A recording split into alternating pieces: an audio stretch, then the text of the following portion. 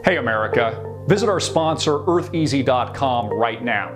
Click that link below and check out the LifeStraw, your ultimate personal, portable water filtration system in the event of a crisis or casual use. Click that link below, that's eartheasy.com. Hey America, I got a question for you. How does a Boeing 777 jumbo jet go missing?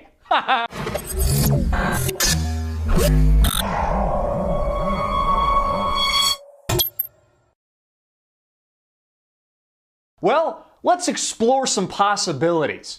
And again, the great thing about the alternative media is thinking.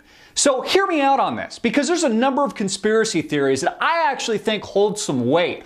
Hold a little what we used to call agua here in the United States before it became contaminated by Fukushima. Here are a couple conspiracy theories I think that we should think about. When a skilled illusionist makes something seemingly disappear right in front of your very eyes, it's usually because the object never existed in that location in the first place. Which brings up a very important question. Did Boeing 777 Flight 370 actually even take off in the first place? In fact, can you prove that to me? Prove that the flight actually left the airport, the landing strip, on its way to Beijing, China from Kuala Lumpur. Because the missing pieces here don't make a lot of sense. And the longer the ticking clock goes tick-tock and the days pass, the larger the conspiracy grows. Now remember, the black box seemingly just wasn't working. It was an inconvenience for that day. All that super high-tech technology that's made for this very reason, that's able to withstand an impact or an explosion some, multi-thousand times the impact of a down plane, just isn't working right now. It's a malfunction of the technology.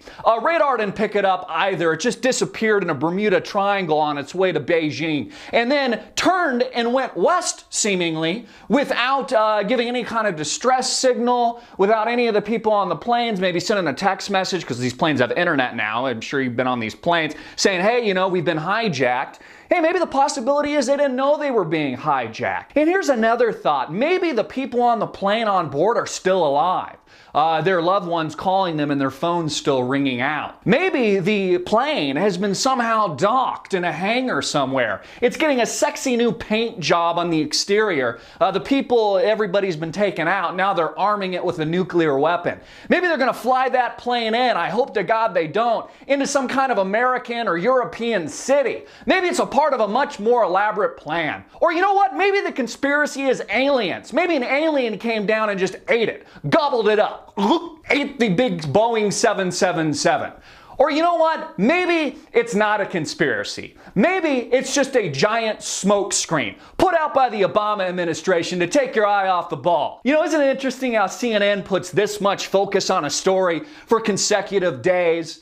I always tell you, America, when they're doing this with the right hand, make sure you don't forget about what they're doing with the left hand. Obama came out today and said, you know what, Ukraine, the civil war they've helped spawn over there, the destabilization effort, they do this in countless country after country, whether or not it's the Middle East, Iraq, Afghanistan, these foreign invasions, or the Arab Spring movement, or the toppling of Egypt or Syria, or the attempted toppling of Syria, I should add. They do this all over the country. Obama said all over the world. Obama said, you know what, the Ukrainian people, wow, they're so special for wanting democracy. Of course people want democracy. Of course people want freedom, but it has nothing to do with what's going on in Ukraine. Vladimir Putin has to sit back and honestly laugh at this jack-off of a president who no one respects. Obama says, don't cross a red line, Bashar al-Assad. Don't do this or I'll invade. And that's the point. Vladimir Putin didn't invade shit. He's just taking care of one of his second largest naval ports in the Crimea region. He's responding to the people that want democracy, that want to join Russia. That's all he's doing.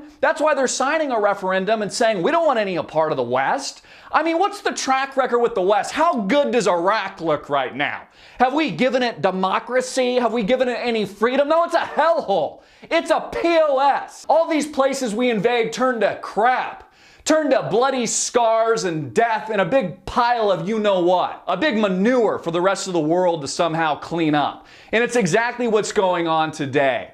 This flight, this mystery, this conspiracy is just one big smokescreen for war, folks. One big smokescreen for the Ponzi scheme that is America. This warmongering, easy credit, loose like a hooker country that keeps invading countless after countless foreign independent sovereign nations to somehow fill its corporate desire for bigger profits. You know, see what we can bang a little bit more into the ground. See what we can extort for a couple more bucks, so the George Soroses of the world can pack a few more dollars into their billionaire pockets. Fuel this war machine that is known as America. You know, the random drone strikes in places like Yemen, where Obama kills American citizens without trial or jury, people like Anwar al-Awlaki. This is the country that we live. It's a POS, it's a bunch of BS, and it's a smokescreen for the larger conflict that it's going to be hard-hitting and in your face in the not-too-distant future. Prep yourselves for war, people, because when you're watching the right hand, Obama's working the left. I'm Christopher Green. Get it out, hard-hitting and in your face. Make it viral. Peace.